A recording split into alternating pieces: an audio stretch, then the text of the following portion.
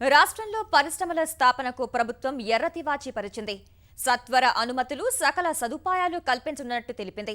భారీ పరిశ్రమలకు 15 రోజుల్లో, ఇతర పరిశ్రమలకు నెల రోజుల్లో అనుమతులు ఇవ్వనున్నట్టు ప్రకటించింది. మేక్ ఇన్ ఇండియా స్ఫూర్తితో మేక్ ఇన్ తెలంగాణ లక్ష్యంగా నూతన పారిశ్రామిక విధానం మార్గదర్శకాలను విడుదల చేసింది. దేశంలో ఎక్కడా లేని విధంగా పరిశ్రమ వర్గాలకు మేలు కలిగే విధంగా పారిశ్రామిక అనుమతులు ఇవ్వనున్నట్టు తెలిపింది. అనుమతుల విషయంలో పూర్తి పారదర్శకంగా వ్యవహరించనున్నట్టు వెల్లడించింది.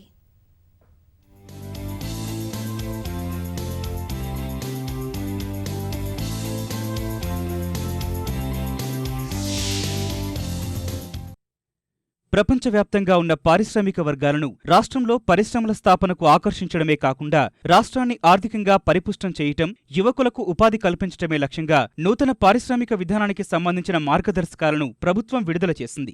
దేశంలోకెల్లా అత్యున్నతంగా రూపొందించిన నూతన పారిశ్రామిక అనుమతుల మార్గదర్శకాలు టీఎస్ ఐపాస్ ను ముఖ్యమంత్రి కేసీఆర్ లాంఛనంగా ప్రారంభించారు. హైదరాబాద్లోని హెచ్ఏసీసీలో జరిగిన ఈ కార్యక్రమానికి దేశ విదేశాలకు చెందిన పారిశ్రామికవేత్తలు, ఆయా దేశాల ప్రతినిధులు హాజరయ్యారు. జీఎంఆర్ కు చెందిన గ్రంథి మల్లికార్జునరావు, అంబుజా సిమెంట్స్ కు చెందిన Mukesh Hupara, Ashok Leyland chairman Ram Gopal, Midhani MD Narayanarao, ITC chairman Deveshwar, Gati కంపెనీకి చెందిన ధ్రువ్ అగర్వాల్, టీసీఎస్ కు చెందిన రాజన్న, షాపూర్జీ పల్లోంజీకి చెందిన సుబోధ్ దీక్షిత్, శివనాయర్, హిందూజా గ్రూపునకు చెందిన రమణ్ గోపాల్, బిట్స్ పిలానికి చెందిన ఆచార్య ఏఎస్ రావు తదితరులు ఈ కార్యక్రమానికి హాజరయ్యారు.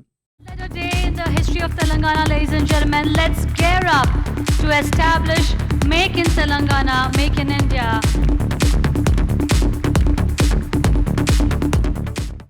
కొత్త పారిశ్రామిక విధానం వల్ల భారీ పరిశ్రమలకు 15 రోజుల్లో, ఇతర పరిశ్రమలకు నెల రోజుల్లో అనుమతులు లభిస్తాయని రాష్ట్ర ప్రభుత్వం ప్రకటించింది. రాష్ట్ర పారిశ్రామిక అనుమతులు స్వీయ ధృవీకరణ విధానంలో అనుమతులను హక్కుగా పేర్కొంది. అనుమతుల విషయంలో ప్రభుత్వ పరంగా ఆలస్యమైతే పారిశ్రామికవేత్తలు సమర్పించే సమాచారం ఆధారంగా అనుమతులు పొందే సౌలభ్యాన్ని నూతన పారిశ్రామిక విధానంలో కల్పించారు. పరిశ్రమలకు అనువైన 1,60,000 ఎకరాలను గుర్తించిన ప్రభుత్వం ఆ వివరాలను వెబ్సైట్లో అందుబాటులో ఉంచింది. పారిశ్రామికవేత్తలు వీటిని గూగుల్లో చూసుకుని ఏ ప్రాంతంలో భూమి కావాలో నిర్ణయించుకోవచ్చు. పారిశ్రామిక అనుమతులను సరళతరం చేసేందుకు పూర్తి అధికారాలను ప్రభుత్వానికి దాఖలు పరిచేలా మార్గదర్శకాలను రూపొందించారు. పరిశ్రమల అనుమతుల కోసం సీఎం కార్యాలయంలో చేజింగ్ సెల్ ను ఏర్పాటు చేసి దాని పర్యవేక్షణ బాధ్యతలు ప్రత్యేక అధికారికి అప్పగిస్తారు. పరిశ్రమల అనుమతుల విషయంలో పూర్తి పారదర్శకంగా వ్యవహరించనున్నట్లు ముఖ్యమంత్రి కేసీఆర్ ప్రకటించారు.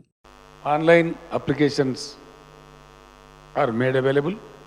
You can download it sitting anywhere in the globe.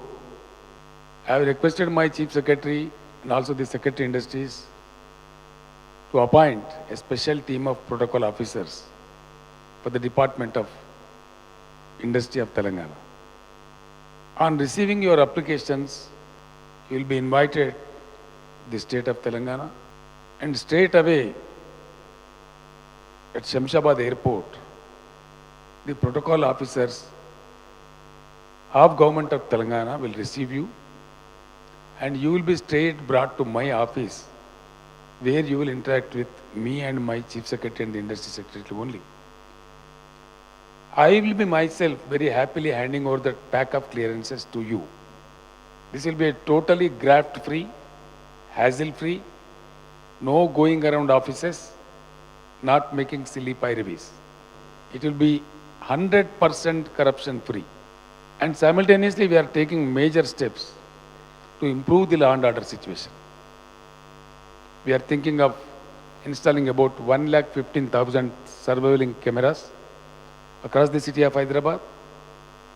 We have already deployed hundreds of she teams, we call them as she teams, to curb the eve-teasing in Hyderabad.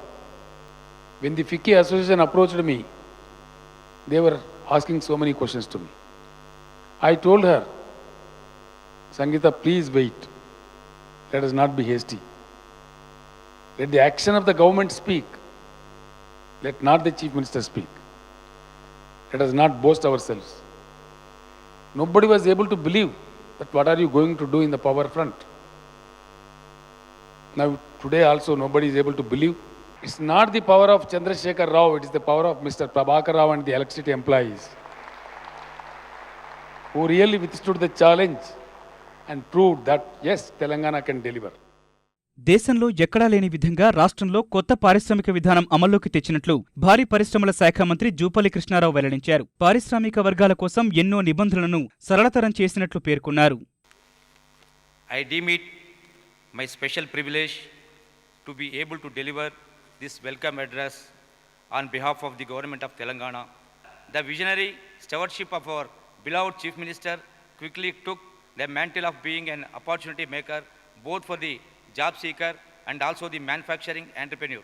As such, the new industrial policy has been formulated with scaling up of the ease of doing business at our heart. This envisages a step-by-step governmental assistance and also incentivization of new manufacturing units in this youngest entity. Nevertheless, transparency, accountability and replacement of red tapeism with red carpet to be our watchword. దళితులు, గిరిజనులు, మహిళలు, చిన్న మధ్యతరహా పరిశ్రమల వారికి ప్రత్యేక రాయితీలు, ఇతర అంశాలు నూతన పారిశ్రామిక విధానంలో ఉన్నాయి. రాయితీలు, ప్రోత్సాహకాలు, పన్ను మినహాయింపులు తదితరాలను రాష్ట్ర ప్రభుత్వం పొందుపరిచింది. కొత్త పారిశ్రామిక విధానానికి సంబంధించి మార్గదర్శకాలు విడుదల కావటం వల్ల రాష్ట్రానికి పెట్టుబడులు వరదలా వస్తాయని ప్రభుత్వం అంచనా వేస్తోంది.